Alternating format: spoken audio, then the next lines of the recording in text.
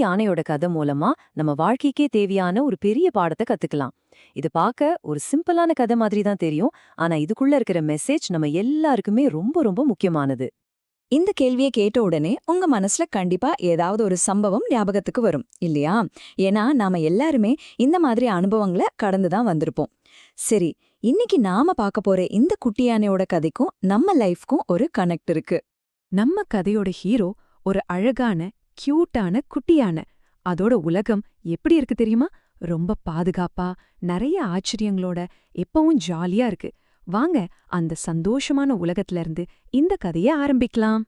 இங்க பாருங்களேன், இந்த குட்டி யானை எவ்ளோ ஒரு சந்தோஷத்தோடையும் ஆர்வத்தோடையும் இருக்குன்னு. தன்னை சுத்தி இருக்கிற உலகத்துல என்ன இருக்குன்னு தெரிஞ்சுக்க அதுக்கு அவ்ளோ ஆசை. பட்டாம்பூச்சி, பூக்கள்னு பாக்குறது எல்லாமே அதுக்கு புதுசாவும் ரொம்ப எக்ஸைட்டிங்காவும் தெரியுது. பொதுவாவே புதுசா ஏதாவது கத்துக்கணும், புது இடத்துக்கு போகணும்னா அதுக்கு முதல் படி ஆர்வம்தானே. நம்ம குட்டியானையும் அதோட ஆர்வம்தான் ஒரு புது பயணத்துக்கு கூட்டிட்டு போகுது. சொல்லப்போனா இதுதான் இந்த கதையோட அட்வென்ச்சருக்கான ஸ்டார்டிங் பாயிண்ட். வாவ்! அந்த குட்டி யானை ஒரு அழகான நீரோடைய கண்டுபிடிச்சிடுச்சு. அங்க இருக்கிற மீன்களோட ஜாலியா விளையாடுறதுக்கு அதுக்கு அவ்ளோ ஒரு சந்தோஷத்தை கொடுக்குது. அந்த நேரத்துல அதுக்கு கவலையே இல்லாம ஒரு தூய்மையான சந்தோஷத்தை அது உணருது. அப்படி அந்த நீரோடை பக்கத்துல விளையாடிட்டு இருக்கும்போது அது முன்ன பின்ன பாத்திராத ஒரு பொருள் கண்ணுல படுது. அது ஒரு டெரகோட்டா பானை. அது என்னன்னே தெரியாததால அது மனசுக்குள்ள அட இது என்னவா இருக்கும்னு ஒரு சின்ன ஆர்வம் வருது. பாவம், இதுக்கப்புறம் என்ன நடக்க போகுதுன்னு கொஞ்சம் கூட யோசிக்காம அந்த அப்பாவி யானை அந்த பானையை கிட்ட போய் பாக்குது. அதோட ஆர்வம் மட்டும்தான் அதை முன்னாடி தள்ளுது. இதனால என்ன ஆகும்னு அதுக்கு கொஞ்சம் கூட தெரியாது. இப்போதான் கதையில ஒரு முக்கியமான டேர்னிங் பாயிண்ட்க்கு வரும்.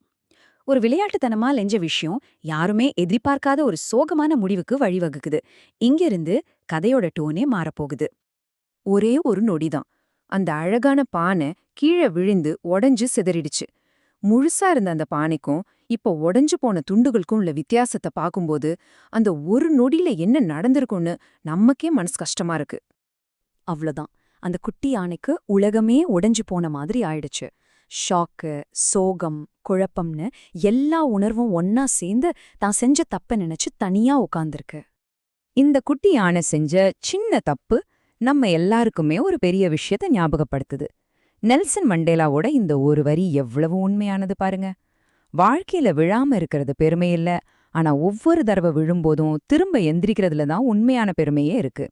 சரி, இப்போ கதை ஒரு நல்ல முடிவு நோக்கி போகுது. நாம கஷ்டத்துல இருக்கும்போது நாம தனியா இல்லைன்னு புரிய வைக்கிற ஒரு தருணம் இது. யானையோட அம்மா அங்க வராங்க. அவங்க வந்த உடனே அந்த குட்டி யானைக்குள்ள இருந்த பயம் எல்லாம் போய் ஒரு நிம்மதி வருது. அந்த ஆறுதலான இருப்பு எல்லாத்தையும் சரி செஞ்சிடுங்கிற ஒரு நம்பிக்கையே கொடுக்குது. இங்கதான் நம்ம ரொம்ப முக்கியமான ஒரு விஷயத்த கவனிக்கணும். அதோட அம்மா அதை திட்டல, கோபப்படல. அதுக்கு பதிலா ஒரு நிபந்தனையே இல்லாத ஆறுதலையும் அன்பையும் கொடுக்கறாங்க. அப்போ உண்மையான பாடம் அந்த உடைந்த பானைய பத்தி இல்ல, அந்த அன்பு கொடுக்கற பாதுகாப்ப பத்தி தான். சோ இந்த கதையோட மாரல் என்னன்னா, நாம செஞ்ச தப்ப பத்தியே யோசிச்சுட்டு இருக்கிறதுல அர்த்தம் இல்ல. அந்த அனுபவத்துல இருந்து நாம என்ன கத்துக்கிட்டோம், எப்படி அடுத்த கட்டத்துக்கு போறோங்கிறத நம்மளோட வளர்ச்சிக்கு முக்கியம்.